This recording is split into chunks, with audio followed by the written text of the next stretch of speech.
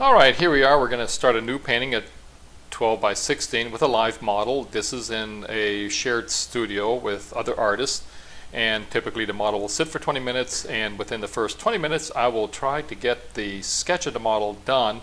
While she takes a 5-minute or 6-minute break, I'll kind of fill in a little bit of the background just to keep the process going.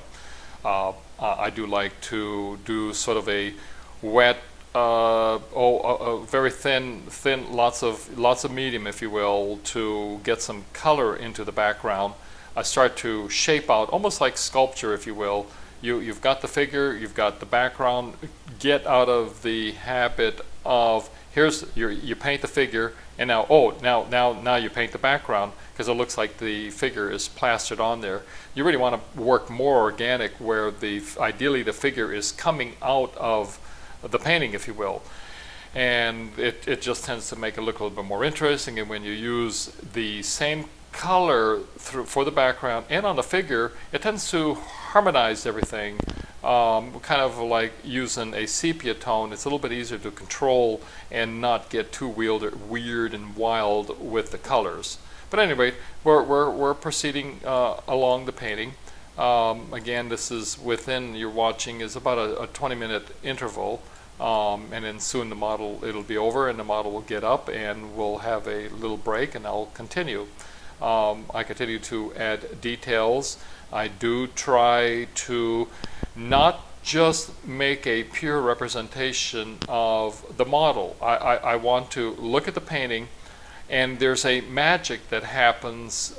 It's kind of like you're looking for the mistake, you're looking at the painting, and you can kind of start to see the figure, the shape, the portrait come through. It doesn't have to be this perfect representation of the model. That's not what this particular painting and the pose is about. This is about using the model as a inspiration, and the painting has its own life, and it comes to its own being as a result of a relationship between watching the model and watching what the brush strokes will unfold on the canvas.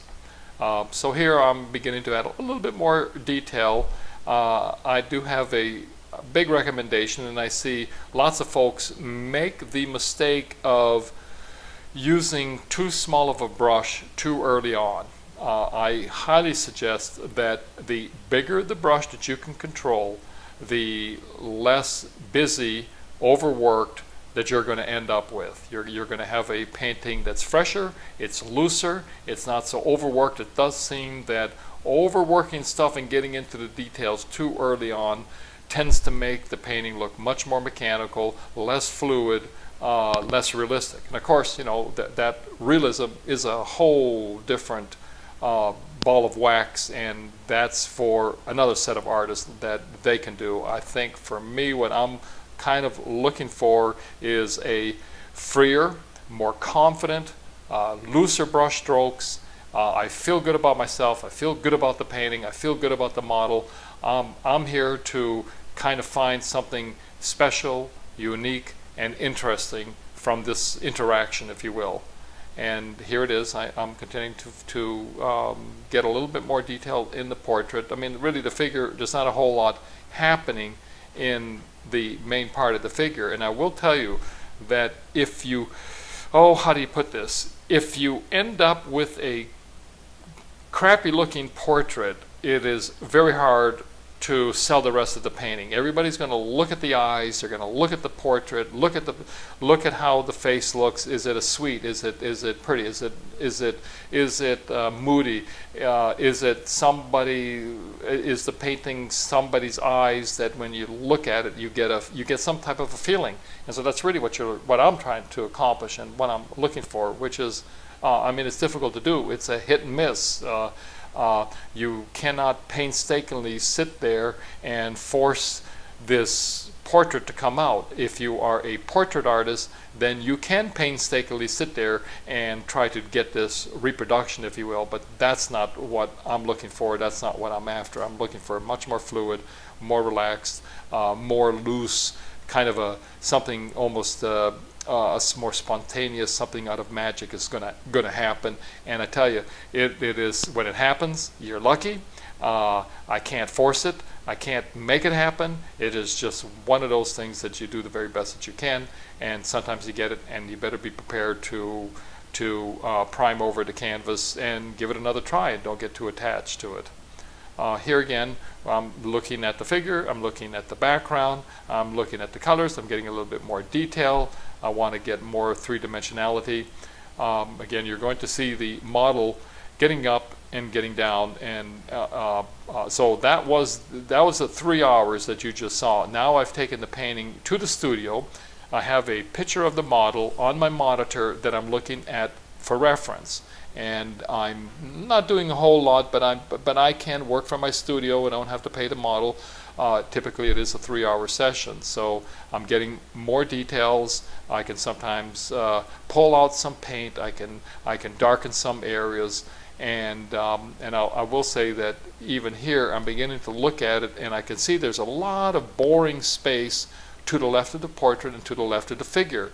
What is she doing? I mean, so I can tell that there's something wrong, and I've got to fix it.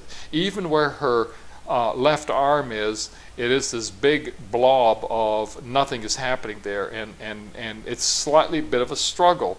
I tried to paint in a nice looking fabric, and once I really looked at it, it looked a little bit fake. It didn't look right. And that's something that you're going to find, that as you're painting, you may see a part of their painting that just doesn't work. It may be somewhat more realistic to what you actually are seeing, but somehow it just doesn't translate, and you've got to figure out. It's almost like there's a problem.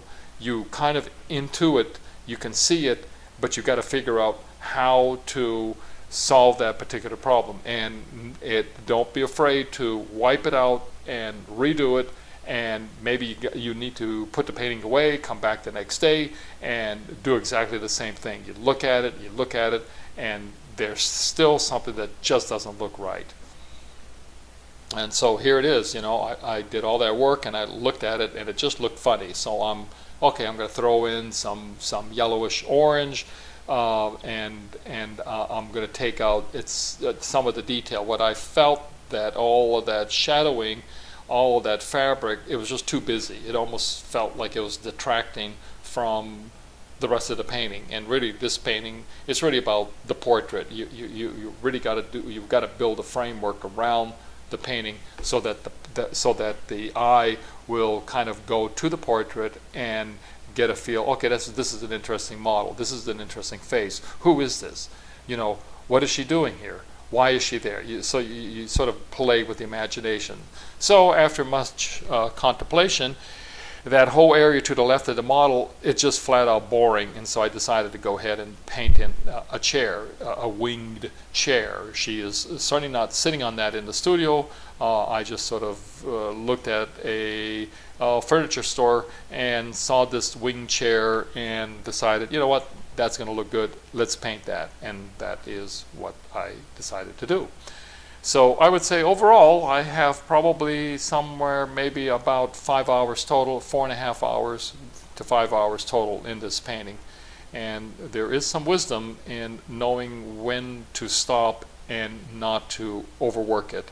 I will say that the work that I'm attracted to tends to be more fluid. It leaves a little bit more to the imagination of the viewer, if you will, to kind of complete it. And again, I'm looking for a little bit more contrast. Instead of just making this bland, uniform colored background, I'm putting some highlights and some darks in it so that I've got some movement with the eye, so that the legs are popping out by darkening that lower left corner. And I continue to look overall at the painting and see how is that chair now interfacing with the figure. Do I need to add some highlights or something dark? And so it really is kind of an organic process. So thanks for watching.